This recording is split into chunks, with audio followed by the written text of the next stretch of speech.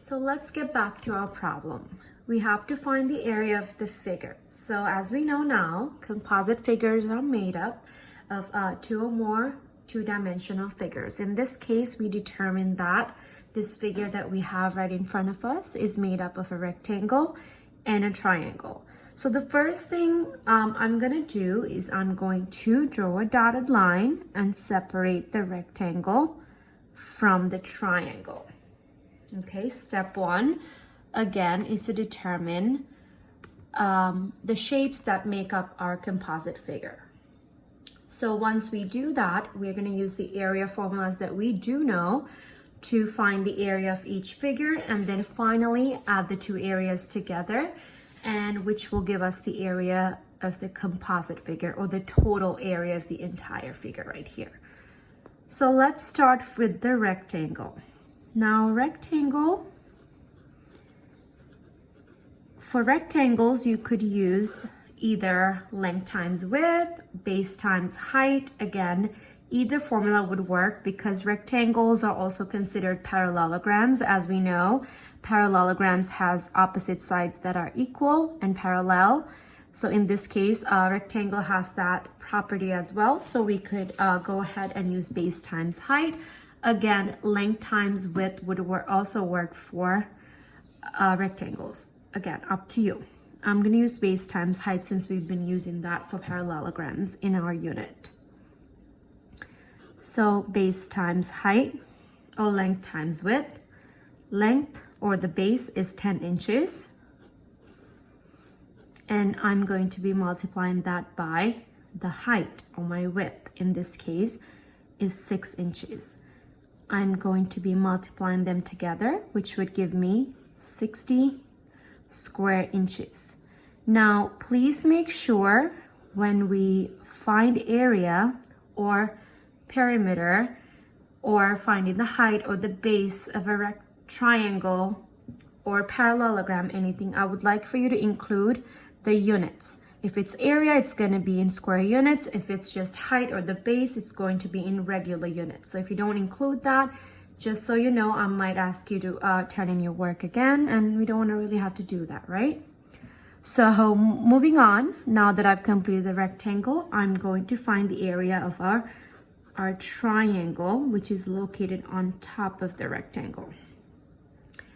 So memorizing our formula is going to be really beneficial, especially in this unit, because they're going to keep coming up. And even if you do know your figures from each other, if you are not using the correct formula, it's going to be really difficult for you to solve your problems and get the correct answer. So I really suggest that you do go over your formulas every time you do use them.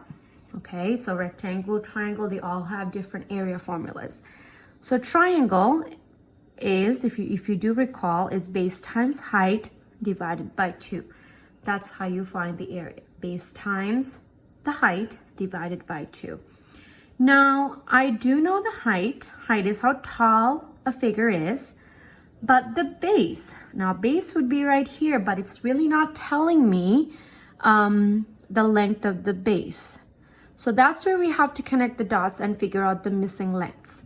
So I do know the properties of a rectangle. I do know their opposite sides have the same length. So if this side is 10 inches, this side right here, this side also has to be 10 inches. So what I do know is this portion right here is 6 inches, but I know the entire length right here is 10 inches. So now all you have to figure out is do a little mental math and figure out 6 plus which number is this missing piece right here would give you 10. And if you do your math, you know this missing side is 4 inches because 6 plus 4 is 10. And opposite sides have to have the same length. And now that I know my base, I can go ahead and plug it into the formula. Base is 4. Height is also 4, and then divide by 2. 4 times 4 is 16. Divided by 2 gives me 8 square inches. Now, since this composite figure is only made up of two figures, two-dimensional figures, I'm only going to have to add the two areas to find my area of the entire figure. So the final area, or area of the figure, or the composite figure, comes from finding the sum of these two figures. So again, I add 60 plus 8, and it gives me 68 square inches. So that is my final answer. Again, going back, you first have to determine which two shapes, or two or more shapes. In this example, we only have two shapes that make up this figure. So figure out which shapes make up the figure, find out which formula you can use to find the area of each figure, find the area separately, and for the final step, add it together. And that's all there is to do.